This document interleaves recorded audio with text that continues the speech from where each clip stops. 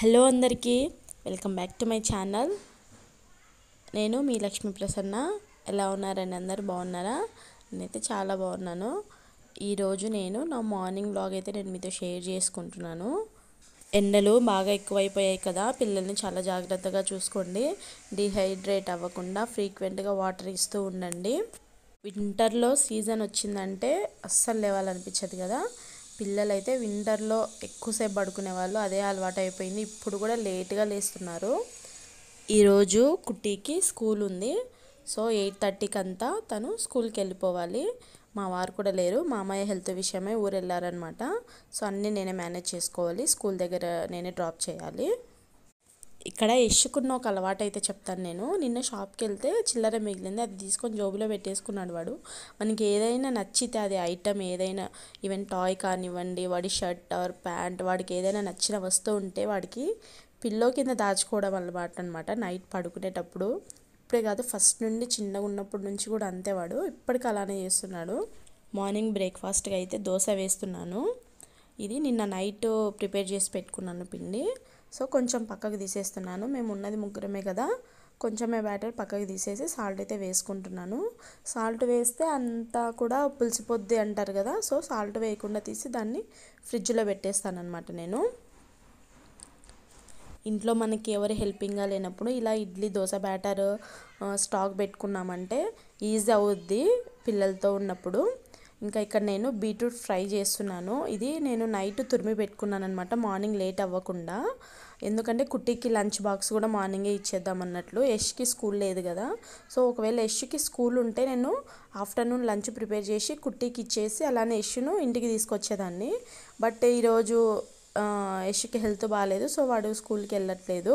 So మార్నింగే ఇచ్చి పంపించేద్దాం, మళ్ళీ మనం యష్ని ఎండకి ఆఫ్టర్నూన్ తీసుకెళ్ళడం ఎందుకు అన్నట్లు మార్నింగే ప్రిపేర్ చేసి పంపించేస్తున్నాను తనకి.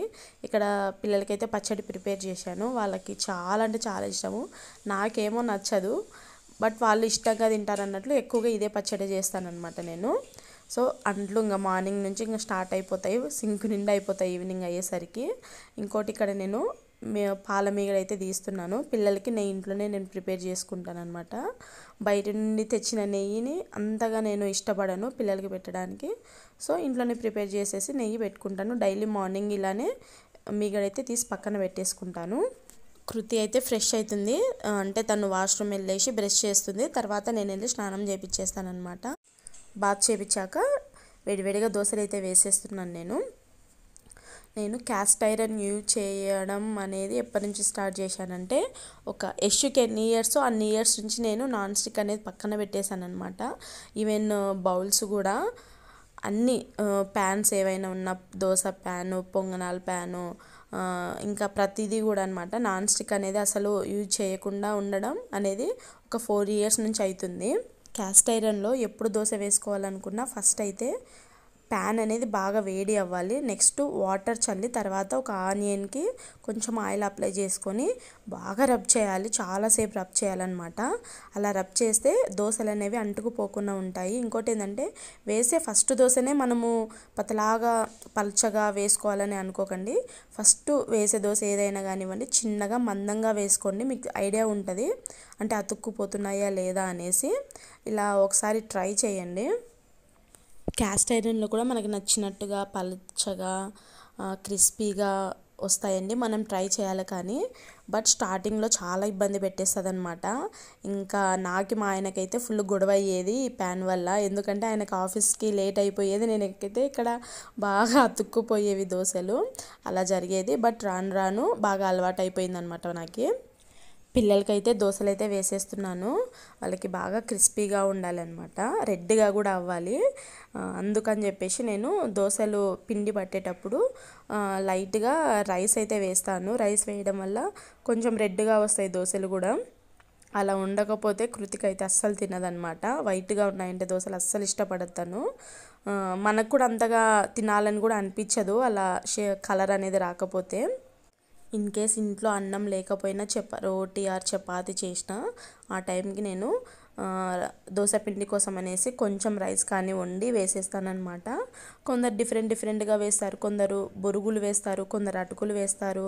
బొరుగులు వేస్తే నాకు చాలా చండాలంగా వచ్చాయి దోశలు. అటుకులు వేసినప్పుడు మళ్ళీ నార్మల్గానే బాగా దోశ పిండి అయితే బాగానే వచ్చింది, ఇట్లా రెడ్గానే వచ్చాయన్నమాట దోశలు. కానీ ఎక్కువ సార్లు నేను రైసే ప్రిఫర్ చేస్తాను దోశ పిండి పట్టేటప్పుడు. సో అదే అనమాట. ఇక్కడ మా దోశలు అయితే అయిపోయాయి, ఇంకా పిల్లలకి ఇచ్చేసి వాళ్ళని తినమని చెప్పేసి నేనైతే ఫ్రెష్ అయిపోవాలి. కృతికను స్కూల్లో దింపడానికి వెళ్ళాలి కదా నేను ఫ్రెష్ అయ్యి వచ్చేలోపు బీట్రూట్ ఫ్రై కూడా రెడీ అయిపోయింది. ఇందులో నేను జస్ట్ పసుపు, ఉప్పు, కారము, కొంచెం ధనియాల పొడి యాడ్ చేశాను అనమాట. అంటే కారం ఉండకుండా. అల్లం వెల్లుల్లి పేస్ట్ ఇవన్నీ ఏమీ కూడా యాడ్ చేయలేదండి. మనము పీసెస్గా కట్ చేసి పిల్లలకి పెట్టే కంటే ఇలా పెడితే కొంచెం ఇష్టంగా తింటారు.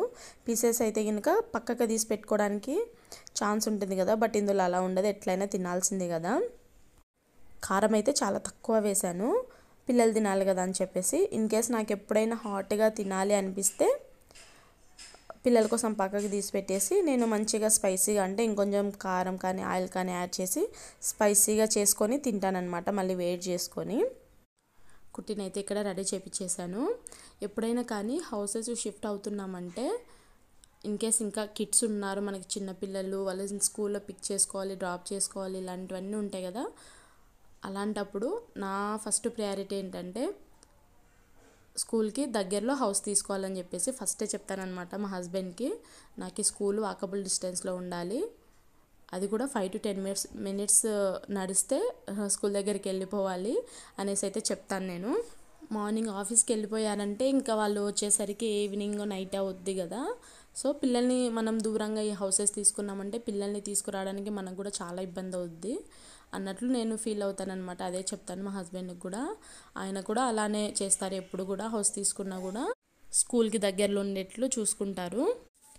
పిల్లల కోసం ఏదైనా చేస్తున్నామంటే అది చాలా సాటిస్ఫాక్షన్ ఉంటుంది కదా అందులో. చాలామంది అంటుంటారు పిల్లలకి ఇంకా ఇది కూడా చేసుకోవడం రాదా అలా అంటూ ఉంటారు కదా. వాళ్ళకేమి 15 years 20 years ఉండవు, చిన్నపిల్లలు అంతే. ఒక 10 years వచ్చేంత వరకు కూడా వాళ్ళు చిన్నపిల్లలాగానే అనమాట. 10 years దాటారంటే అసలు మన మాట వినరు, మనతో ఏ పని కూడా చేయించుకోరు. సో ఆ డేస్ అనేవి మళ్ళీ రావు కదా. ఇవన్నీ కూడా మనకు చిన్న చిన్న మెమరీస్, వాళ్ళకి తినిపించడం కానివ్వండి, వాళ్ళ పనులు చేయడం కానివ్వండి, ఇవన్నీ కూడా మనకి తర్వాత రోజుల్లో బాగా గుర్తుండిపోతాయి. ఇక్కడ నాకు యశుకు డిస్కషన్ ఏంటంటే ముందు రోజు వరకు కూడా వాడు అక్కడ నేను వదిలేసి వస్తానులే నాన్న, నీకు హెల్త్ బాగాలేదు కదా, నువ్వు ఇంట్లోనే ఉండు అంటే ఉంటా అన్నాడు. తీరా స్కూల్కి స్టార్ట్ అయ్యే ముందు ఇంకా నేను కూడా వస్తా అని మారం చేస్తున్నాను అనమాట. తలకి కొట్టుకొని మరి నాకు చెప్తున్నాడు, అయ్యో నేను చెప్పాను కదా నేను వస్తానని చెప్పేసి. అది కామెడీగా ఉంది మాకైతే. ఇంకా ఫైనల్లీ యశ్ని కూడా తీసుకొని కృతికని స్కూల్లో డ్రాప్ చేయడానికి అయితే వెళ్ళిపోయాను అనమాట. ఇంకా స్కూల్ నుండి వచ్చాక నాకు ఇంకా దోశ వేసుకోవాలనిపించలేదు, తినాలనిపించలేదు. సో ఇంట్లో బ్రెడ్ ఉండింది, అది 13 వరకే డేట్ ఉన్నట్లుందనమాట. అందుకు ఇంకా బ్రెడ్ తినేద్దామని చెప్పేసి లైట్గా టోస్ట్ చేసుకుంటున్నాను దాన్ని నేను. సో చాలా బాగుంటుందండి ఇలా టోస్ట్ చేసుకొని తినండి. ఇంకోటి ఏంటంటే ఈ ఆయిల్ బదులు మీరు ఇంకా బటర్ వేసుకోండి, అది డిఫరెంట్ టేస్ట్, అసలు చాలా అంటే చాలా టేస్టీగా ఉంటుంది. యష్ అయితే మార్నింగ్ కుట్టితో పాటు బ్రేక్ఫాస్ట్ అయితే చేశాడు. మళ్ళీ ఏం తింటావు నాన్న అని అడిగితే 11 o'clockకి మళ్ళీ దోశ తింటా అన్నాడు. ఓకే తనకి ఏది నచ్చితే అదే పెడదామని చెప్పేసి అదే పెట్టేశాను అనమాట. వ్లాగ్ ఎలా ఉందండి, నచ్చిందా మీకు? నచ్చితే తప్పకుండా లైక్ చేయండి, అలాగే మన ఛానల్ని సబ్స్క్రైబ్ చేయండి.